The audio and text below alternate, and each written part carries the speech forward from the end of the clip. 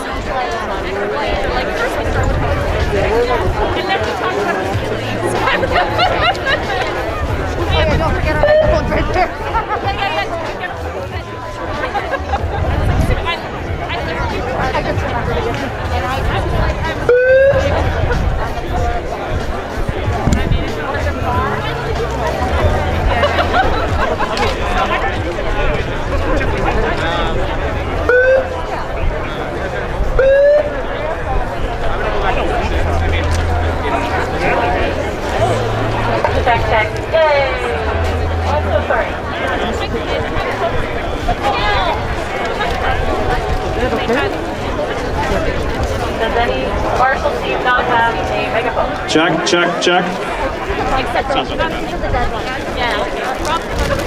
Marshall, we have. And then so that when they post. Marshall, we have additional megaphones that have arrived. We're not on the system.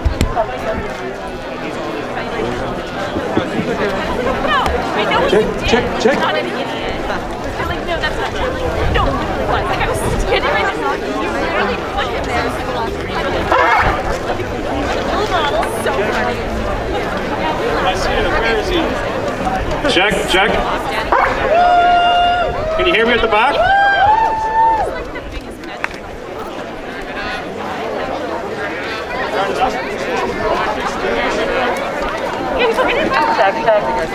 Can everybody hear me?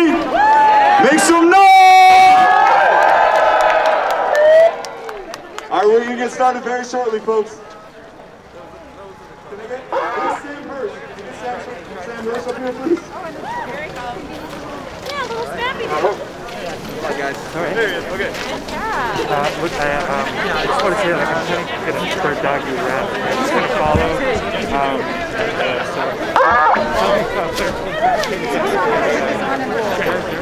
Hey Ben. Okay, there we go. By the way, your mom used to know. Yeah. Have a great minute. Get home.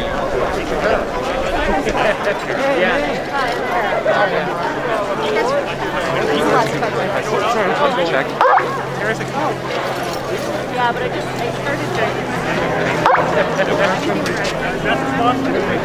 Is it in siren mode instead of pop-up? The hair is a good one. It's fantastic.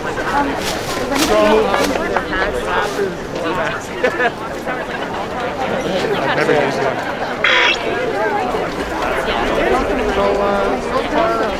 Oh, really? So far, where was that?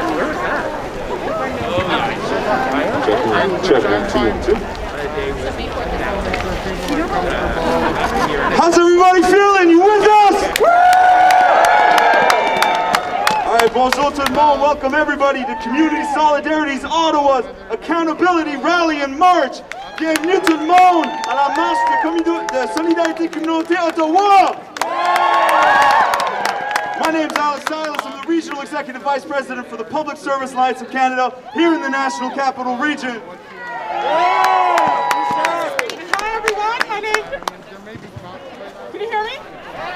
Perfect! Hi everyone, my name is Debbie Owusu-Atra. I'm the Executive Director of the Canadian Centre for Gender and Sexual Diversity. How's it going?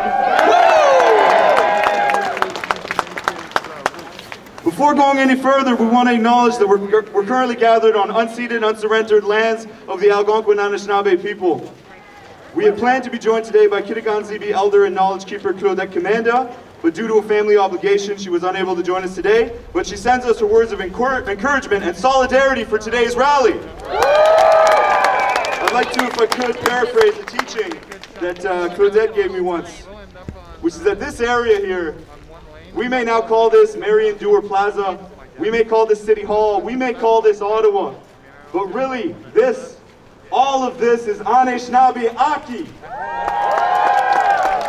As we heal from the far-right occupation of our city, as we call for accountability from the failures of government and of the Ottawa Police, we must also acknowledge that the occupation on these lands has gone on for over 500 years. And we must also call for government accountability in our relationships with the original people of these lands. Indigenous people have suffered under colonial oppression and occupation for generations. And in fighting back against white supremacy and fascism in our streets, we must also commit ourselves to fighting back against the white supremacy present in our society and in our structures. We must commit ourselves to fighting back against the colonial oppression and work to decolonize our structures.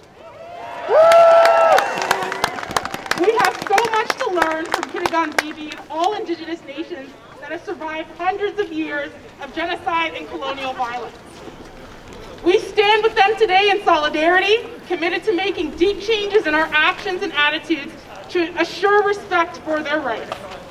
And we demand governments at all levels respect the sovereignty, autonomy, and Indigenous rights of First Nations, Inuit, and Métis people. Yes! The people Indigenous to this beautiful land know the injustice of colonial oppression, white supremacy deeply. They live that reality daily. So do many others among us. We know the threat to our safety and well-being did not start with the occupation, nor did it end with their departure. For too many of us, because we are Black or Indigenous or racialized, because we are women, because we are Muslim, Jewish, or Sikh. Sorry, the paper situation here, folks. Because we're part of the 2S LGBTQ community, because of our age, or because we're living with disabilities, because we're homeless, or migrants, or undocumented, we face harassment and hatred and discrimination. We earn less, we own less, we're taunted, trolled, terrorized, and targeted by police. Mes amis, mes chers camarades, mes voisins, membres de la communauté, c'est tellement bon de vous voir, faites du bruit! We are thrilled that you've all come out today to hold government to account for their abject failure to protect our community from far-right occupiers. The same governments that have done a dismal job of responding to this pandemic, leaving far too many of us vulnerable and without the supports we need. The same governments that have failed to assure a living wage, adequate housing and health care, protections for workers, and freedom from hate and harassment. Shame! Shame! Has Jim Watson done his job protecting us during the occupation? No! Has Doug Ford been there for us through the occupation or the pandemic? No! Has Justin Trudeau ended the growing inequality that made so many of us vulnerable in the first place? No! When I say resign, you say Watson! Resign! Watson! Resign! Watson! Resign! Watson! Go home, Timothy. That's right, folks. Governments and authorities whose job it is to defend our rights have been missing in action. And in some cases, worse, they've been actively complicit with our tormentors. It's been the community. We take care of us. It's been us, our friends, our neighbors, and folks that we've been meeting for the first time who have stepped up to lend a hand, deliver meals, provide safety walks, block the convoy, stand up to racism, and assure our safety. It's been us. And who has been supporting us through all this? Who supports our community and our city through this? It's us. We do. And it's the frontline workers, grocery store workers, nurses and healthcare workers, paratranspo and public transit workers, postal workers and delivery workers, food service workers, retail workers, many of them underpaid, overworked, and from racialized and migrant communities. So it's great to see so many of those everyday heroes here with us today. Make some noise for the frontline workers, everybody. we are together and we are sending a clear message to governments at all levels that we demand damages for those who have suffered the occupation, who have lost wages, and who continue to be impacted by the pandemic. We demand action to end the policies and politics that increase inequality, promote hate, and leave so many of us vulnerable. And we demand accountability from all levels of government. We've got a lot to talk about, and we have some great speakers to help us channel that energy. For some, the occupation was the first time you ever felt uncomfortable in your own neighborhood, in your own city. For too many of us, this is our daily and ongoing reality. Trust me, I can tell you from lived experience. That's why it's so important we've come out today, to show our solidarity with each other and with everyone in our community, and to demand systemic change to make this city, this province, this country, a place where everyone's rights are respected and defended, and no one is left behind. Yes! All right, folks, we're going to welcome our first speaker. Fareed Khan is the founder of Canadians United Against Hate, a group committed to combating all forms of hate speech, bigotry, racism, and xenophobia across Canada. Please join us in welcoming Fareed Khan!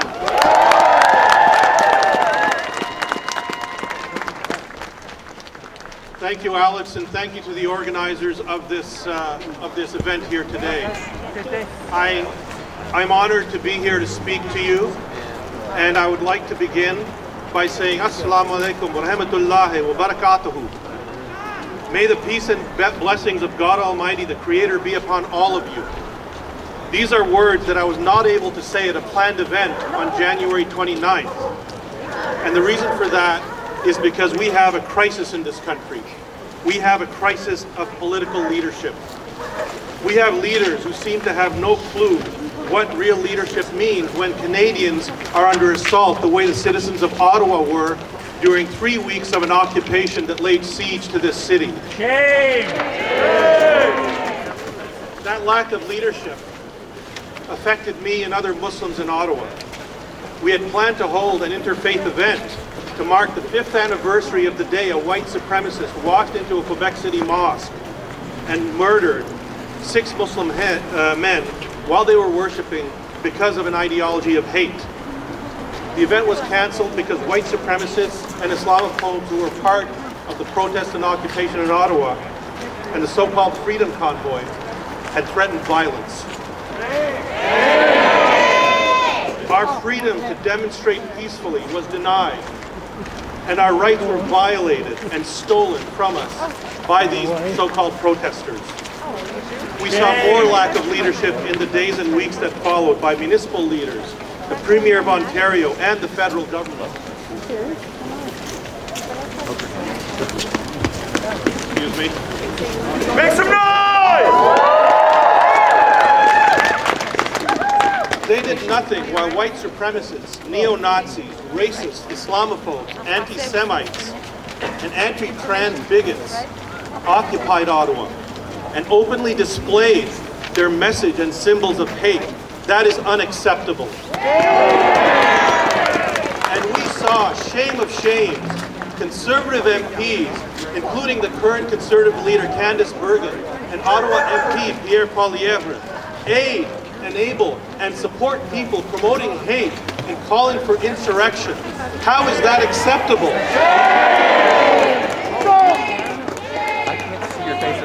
In doing so, they committed the crime of sedition under the criminal code. Look it up, sections 51 and 59.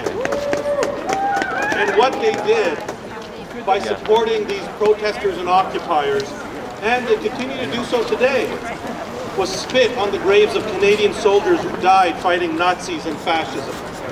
And they slapped the faces of all Canadians who made sacrifices and lost loved ones during the pandemic.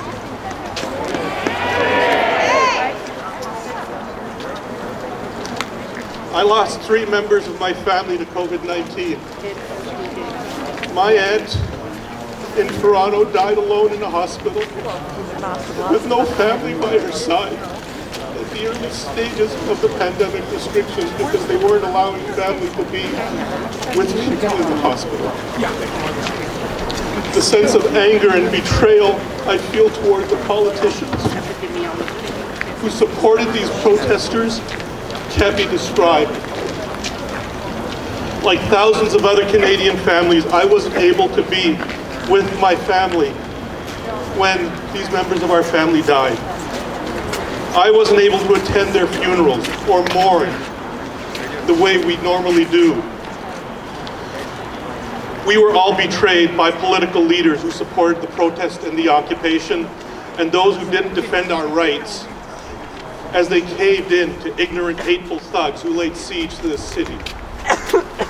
Those who organized the protest didn't really care about anyone's rights or freedom but their own, and neither did the politicians who enabled them.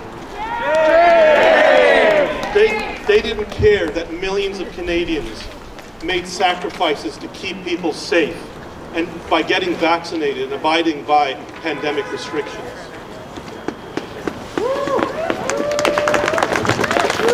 They didn't care that more than 90% of truckers were vaccinated and doing their job while they laid siege to this city. Even though the trucks and the protesters are no longer here, the voices of hate that organized the protest have energized white supremacists, racists, and right-wing extremists across the country. They planted seeds that are being nurtured by conservative politicians and right-wing voices in Parliament and in provincial legislatures and across the country. But we need to send them a message. We who are gathered here and others across the country like us will stand against them. We will raise our voices. We will take action. We will mobilize. We will take to the streets. We will campaign against ignorant politicians who choose to stand with fascists, white supremacists, and people who propagate hate, Islamophobia, and anti-Semitism. We and those like us across Canada are the true Canadians who believe in freedom, but also in the values of diversity, acceptance, inclusion, and equity.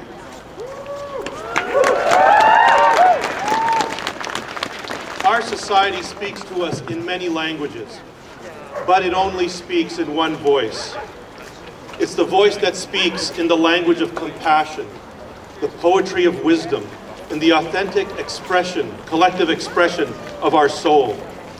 It's the small voice in the deepest silence of our soul saying, "We are one."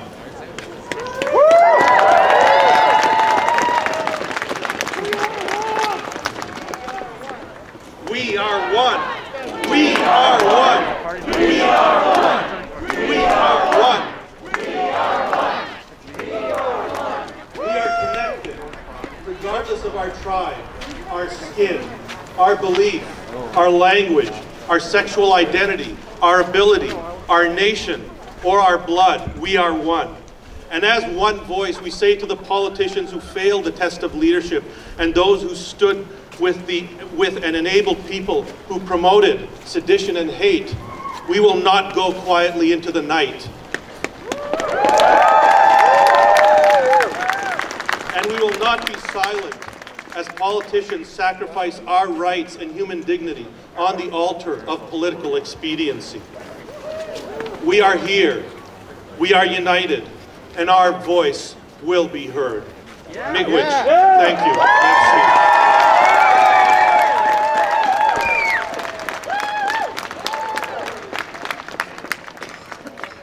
Thank you so much, Fareed. Merci. Folks, I think it'd be appropriate for us to do a moment of silence here for all those lives that have been lost due to COVID, including Fareed's aunt.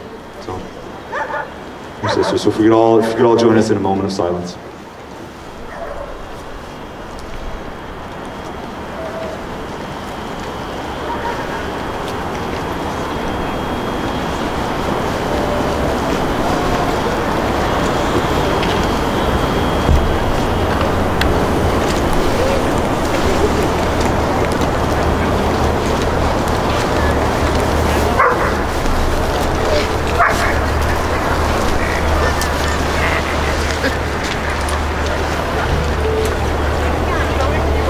We are one. So we stand together today to reject the divisive politics that the far right is mobilizing, just like Fareed mentioned, and demand governments take action against white supremacy, Islamophobia, misogyny, homophobia, transphobia, and all other forms of hate. That's right. And we're going to chant that out right now. We're going to be loud. We're going to let our voices rise up. And to each one of these chants, I need you to yell back at us, rise up, fight back.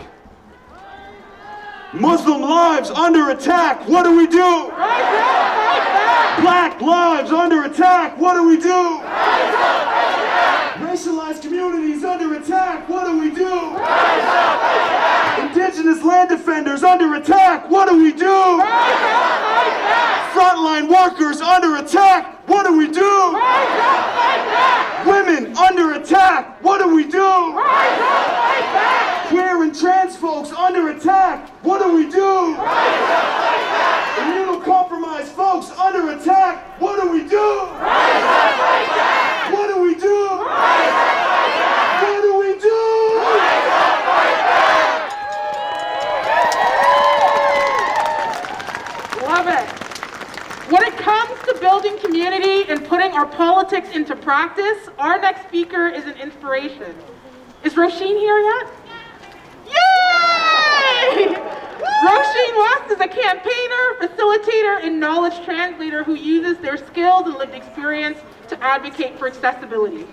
During the occupation, they teamed up with other volunteers to cook and deliver hot meals. Trust me, many of us benefited from that type of mutual aid. Roisin, come on up.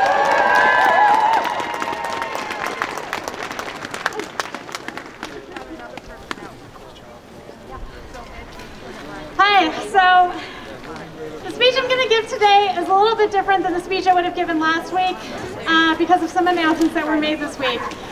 And I want to put in context what happened during the occupation with some broader moves that are happening across the province. So we're talking about accountability today, and I want to put the counting in accountability. So it's going to take us on a numbers journey. Bear with me.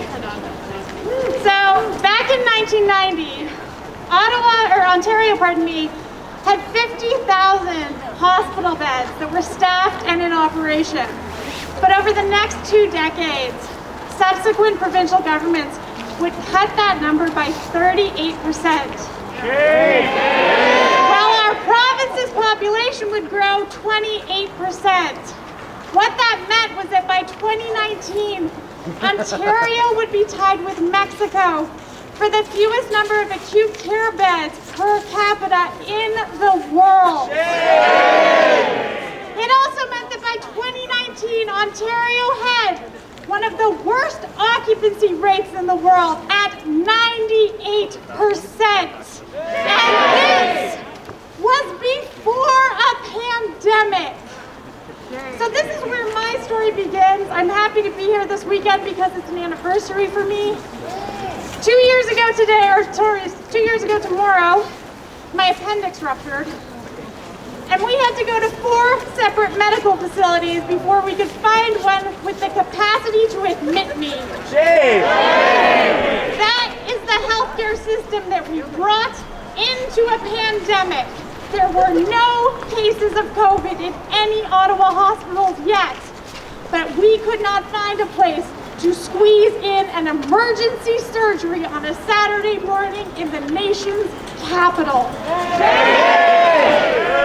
I think a lot of Canadians feel pride and relief when they think about our healthcare system, pride that it's publicly funded, and relief that it's not the American system.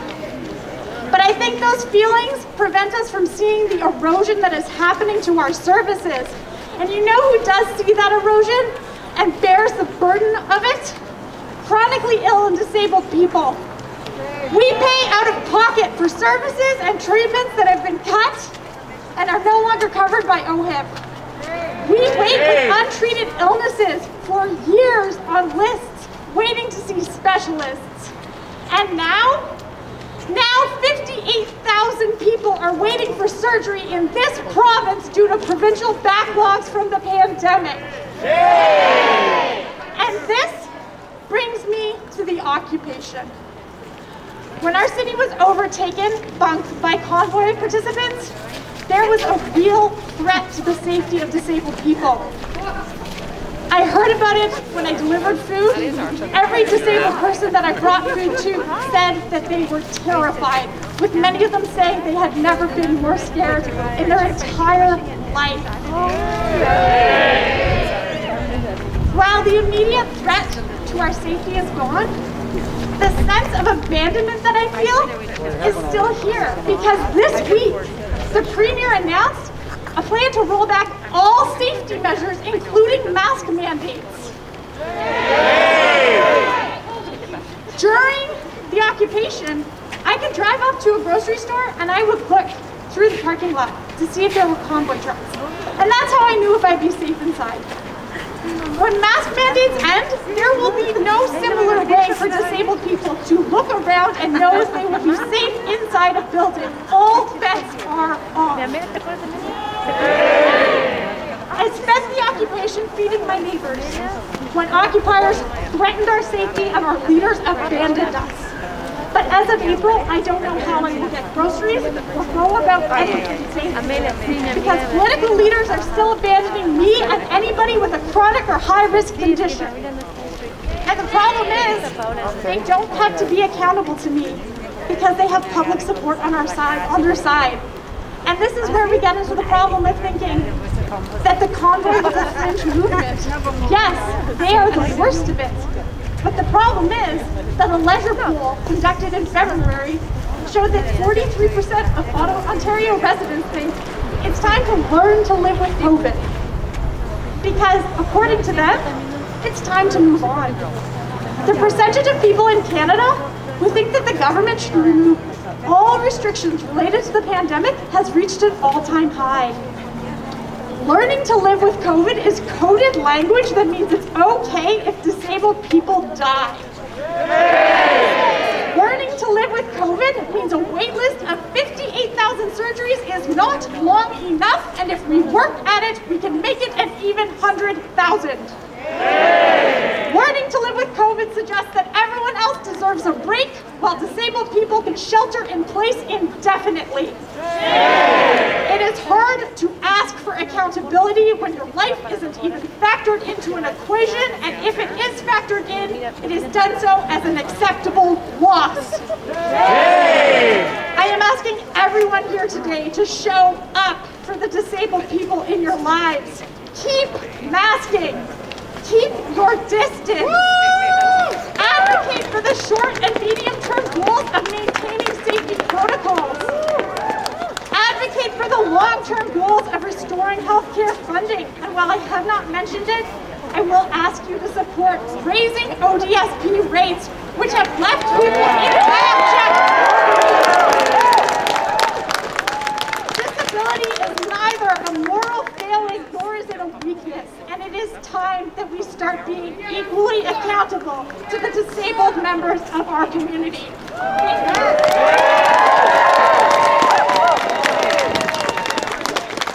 Keep it going for Roisin, everybody! Thank you so much. The work of Roisin and their collaborators has been critical for so many in our community who are elderly, living with disabilities, isolated, trapped in their homes, and also trapped in poverty. None of us are secure until all of us are secure. And folks, the reality is all of us are one accident or some years away from also needing these special supports. So we join here today to demand a boost to disability support, improved paratransit, and more funding and better staffing for home care, long-term care, and community and hospital care, including mental health care. Folks, we are joined here today under the banner of community solidarity and of this being a hate-free zone. So let's raise our voices to that. Hate-free zone! Hate-free zone! Hate-free zone! Hate-free zone! Hate-free zone!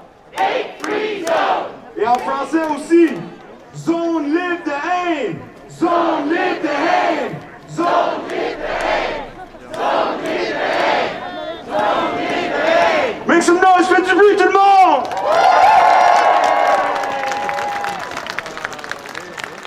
know, the racism that Fareed spoke about with us just earlier manifests daily, especially here in this city, but it's particularly menacing at the hands of the police. Many of us have been calling for radical change to our approach to community safety. Many have been calling for us to defund the police. But we hear those in powers claim that while there may be other agencies better placed to do wellness checks, we need a robust police force to handle widespread threats to public safety. Boo! Well, in the history of this city, there's seldom been a bigger threat to our safety, and the robust police force not only failed to control it, they aided and abetted it when the occupiers were here. Oh, they put their money where their mouth is, eh? And any pretense of civilian oversight of the police has been exposed as a sham, just this week especially. With council ejecting their reps on the police board and Doug Ford's cronies resigning, it's evident there's no effective control or accountability. Our model of policing in prisons has failed us. We need a complete thinking of our approach to community safety, and we demand a full inquiry into the OPS response to the occupation and the complete failure of effective oversight. That's right. But the buck doesn't stop with the police board, folks. Mayor Watson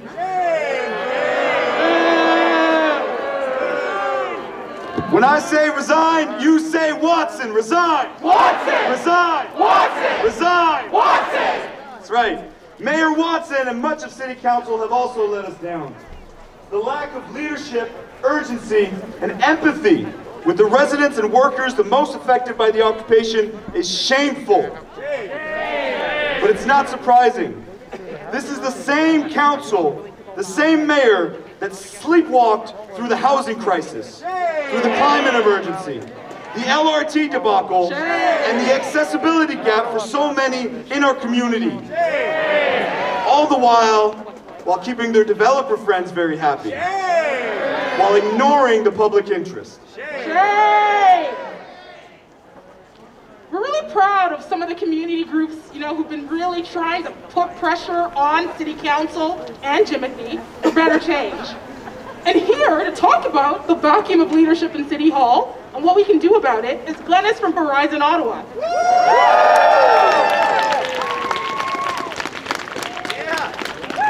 Well, thanks, Debbie. Thanks, everyone, for being here today.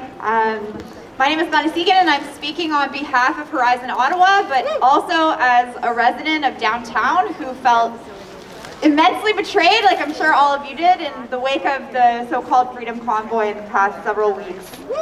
What happened during the Ottawa occupation was not just a failure of government or incompetence of the police, but direct complicity and enabling of far-right forces to overtake our city with little to no resistance. Shame on our mayor, who negotiated with far-right ideologues to cede our city to occupiers. Shame on our mayor, who decided to use a national crisis as an opportunity to grab power and oust his political opponents from the Police Services Board. And shame on all of those city councillors and members of the Watson Club who continued to support him and to encourage the toxic actions of our mayor. Shame! And let me tell you, this is not only about Jim Watson, who should resign, by the way, but this is about all of those who sit at the council table who continue to support him during this disaster and let our city knowingly fall into the hands of those occupiers. Those are the same councillors who voted against an inquiry to our disaster and derailed LRT. The same councillors who continue to support and fund increase the funding to our useless and harmful police service, and we'll get more to that later. And the same councillors who continue to be beholden to developers, the same developers who profited off one of the largest mass evictions of mostly racialized immigrants at our Herongate community. Shame on these people. And we're here today to talk about accountability. How do we keep these people accountable? Well, we ensure that they don't get their jobs back in 2022. And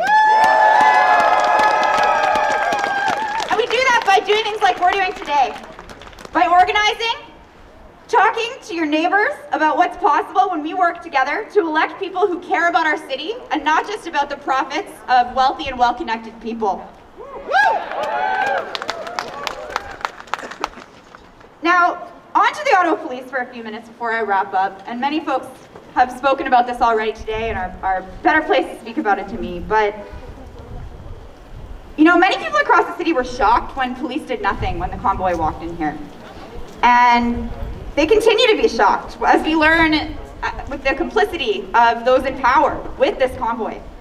But for a lot of people in our community, especially those Black communities, Indigenous, LGBTQ2+, other racialized communities, our queer communities, they're not surprised by this. This is not shocking to them, because the police have been showing their true colors to them and many of us for long before that.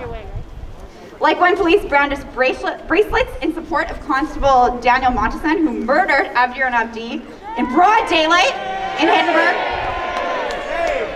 When police were caught on camera bemoaning the fate of the white man. And when police violently displaced and raided our Black and Indigenous protesters, comrades in November 2020 for protesting an increase to the police budget. Well, it took letting these people walk in here for 3 weeks. Just absolute shame. And many people who were feeling this helplessness for the first time and feeling like the police were not on their side were making noise to tell police to do their jobs. But it's been shown to us that when police do their jobs, the people who are harmed are marginalized communities. And not the people who, the people who bear the brunt of that are not going to be the far-right leaders of this occupation. So what should we ask for, if not for the police to do their jobs and enforce the law? Well, we can look to other cities like Edmonton, who last year froze their police's $10 million budget increase and is now reallocating it to social services, or cities like Austin that cut roughly $20 million from their police department and moved $80 million from the agency by shifting certain services out of law enforcement. That city's gone from spending 40% of its $1.1 billion general fund on police to now allocating about 26% to law enforcement. It's possible, folks. It's possible. As we invest in public health policies like paid sick days, income support for workers, rent relief, and testing for all instead of capitulating to the Ford government and putting the burden of the spread of COVID-19 onto individual residents, it is possible to have a future where public safety doesn't look like police cruisers surrounding our neighborhoods. Our police budget is $376 million, while our budget for new affordable housing is only $15 million. And sometimes that money is not even spent in the year. This isn't an issue of resources. This is an issue of priorities. Over the past month, we've showed through mutual aid, direct action, and neighbor-to-neighbor support and conversation that we can keep each other safe. So that's what we need to continue to do. We need to continue to organize and change our city, keep people accountable. It didn't end when the convoy left, and it doesn't end today. Thanks so much. Thank you, that was amazing. So folks, you would have noticed some of our friends today wearing orange and yellow vests. Those are some of our amazing marshals who are going to keep us safe during the march later. Give them a round of applause. Woo! Some of them have also graciously been standing here holding a sign, and I have a favor to ask. Can some people help replace them so that they can, continue keeping us safe? If folks are cool holding onto the sign, we have one here and one here that we greatly appreciated. Thank you so much. Woo woo! Yes, and while we're here, I wanted to remind you that if you don't have a sign that you want to hold up really high during our march, there are a few other placards that are here at the front. So at the end of the rally, you're more than welcome to come pick one up. Sound good? Perfect. So to continue, we demand accountability from the mayor and council. Yes. And quick action on support for workers who lost hours and wages because of the occupation. Yes! And we commit ourselves to doing the work between now and October 24th to elect more progressive, responsive, and inclusive city council, ending the disastrous decade of the Watson Club. Yes! And folks, we're here today standing in front of City Hall. Let's remember, we're also standing next to the provincial courthouse. And we're just a few blocks away from the Prime Minister's office in Parliament Hill. So let's not forget the province and the federal government when we look at the root causes of the occupation. Because it's largely those levels of government that got us into this mess. The politics of division have been fed by ignorance and malice, and fueled by the far right. And folks, hate and division grow when people feel unheard. So this government needs to hear us. But the seeds of frustration and anguish have been sown by governments that failed to meet people's basic needs during the pandemic. And we talked about that a lot. Workers being denied 14 days paid sick leave, a livable minimum wage of $20 an hour, adequate protective equipment and fair compensation for lost hours and wages, CERB being cut too early, disability benefits frozen at starvation levels, and strengthening of the public service and healthcare that our communities rely on. Yes. Public confidence has been shredded by policies and vaccines used as a wedge issue. All of this while inequality widens and housing and food prices and tuition fees go up, yet wages remain stagnant. So to talk about this, we're going to bring up our next speaker. And folks, it is my great pleasure to introduce this speaker. A leader and a brother that I greatly admire, that I've had the privilege of standing shoulder to shoulder next to, and someone I have the honor of following in his footsteps as Regional Executive Vice President for PSAC NCR. Folks, it's my honor to welcome Larry Russo, the Executive Vice President of the Canadian Labour Congress. Larry has a long history of trade union and political activism. His activism in the 2 LGBT+ anti-racism and peace movements have been an integral part of his